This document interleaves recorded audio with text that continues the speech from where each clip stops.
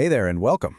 Now, if you're coming from the IT world, racking servers, managing networks, living in the command line, you probably think that broadcast transmission is a whole different universe.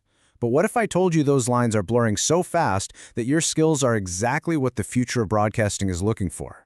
Let's get into it. All right, just so you know, this is part of a much bigger series we're doing. But today, we're zeroing in on this incredible intersection of information technology and radio frequency engineering. So to really get our heads around this, let's start with a simple but honestly a really powerful idea. Just forget that old image of some scientist turning giant knobs, okay? A modern broadcast transmitter, well, for all practical purposes, it's a specialized, high-availability server. It just happens to have a very, very big antenna and an audience of millions. So, welcome to the new reality. This is where the core principles of the data center apply directly to the transmitter site. You see, the fundamental job hasn't changed a bit. It's still about getting a signal from a studio to a listener. But how we do it? Oh, that has been totally revolutionized by IT concepts. When you look at a tower like this one, you're not just seeing steel and antennas anymore. You're actually looking at the output device of a super sophisticated digital system. It's managed, it's monitored, and it's maintained using the exact same philosophies of uptime, redundancy, and remote access that you'd use to manage your own server fleet. So where does this whole transformation really start? Well, it begins with the signal itself. Back in the day, creating a broadcast signal involved this complicated chain of analog parts. Now, it's born from software. The magic behind this is a technology called direct digital synthesis, or DDS. And for anyone with a software background, this is going to sound incredibly familiar. Instead of using old-school analog oscillators, we are now mathematically computing the perfect sine wave in the digital world and then converting it to analog. It's signal generation as a computational process. And this, right here, illustrates the modern workflow beautifully. Just look at this process. Audio comes in, and boom, it immediately hits the digital world of DSP and DDS. All the heavy lifting, stereo encoding, adding data, creating the final modulated signal, it all happens right there, in silicon, before it even thinks about being converted and sent to the amplifier. The most critical steps are just pure computation. And the scale of this change is it's staggering. What you're looking at here is a modern digital exciter board, the incredibly complex, precise work that used to require entire racks of temperature-sensitive analog gear. Well, now it fits in the palm of your hand. That's the power of defining your signal in software. Okay, so let's move on and see how this all builds up. If the exciter is kind of like the CPU and the software, then the power amplifier is the high-availability server array.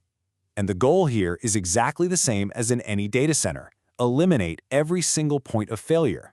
The shift from vacuum tubes to solid-state modules is a complete night and day difference. With tubes, if one blew, that was it. You were off the air. It was a single, high-voltage, high-maintenance point of failure. Modern solid-state modules, on the other hand, are low-voltage, they're instant-on, and most importantly, they're modular. And this is where that IT analogy really just clicks into place. We now have hot-swappable amplifier modules and power supplies. If one fails, you just pull it out, slot in a new one, all while the transmitter is still on the air. The system just experiences what we call graceful degradation, a slight drop in power, but it never goes down. It's the exact same principle as a RAID 5 array losing a drive or a blade server losing a power supply. Okay, so we've got a software-defined signal and a hardware architecture that basically looks like a server farm. So how does the audio get there in the first place? Yeah, you guessed it, over the network. The old microwave dishes and dedicated phone lines are being replaced by audio over IP, and the performance is just mind-blowing. We're talking latencies as low as 2 to 5 milliseconds from the studio to the transmitter, all over a standard IP network. For live broadcasting, where announcers need to hear themselves with zero perceptible delay, this is an absolute game changer.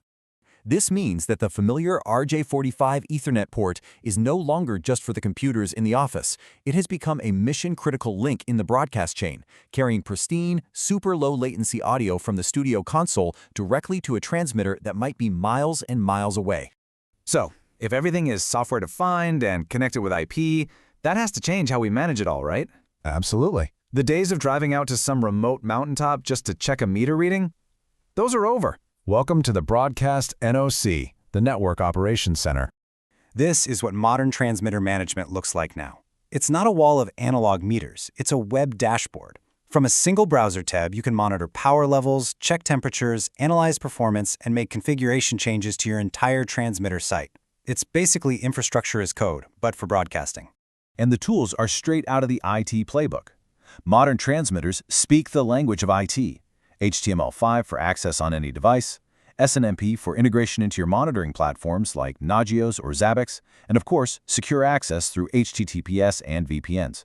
Your existing skills in network management and security are now directly transferable to managing a broadcast facility.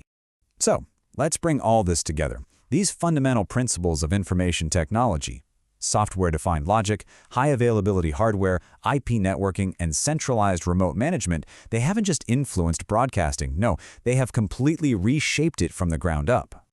This quote from the source material really just says it all, doesn't it? This convergence isn't just some passing trend, it's a massive opportunity. The expertise that IT pros have spent years developing is now exactly what's needed to build and run the next generation of broadcast infrastructure. And that leaves us with a really fascinating question for the future.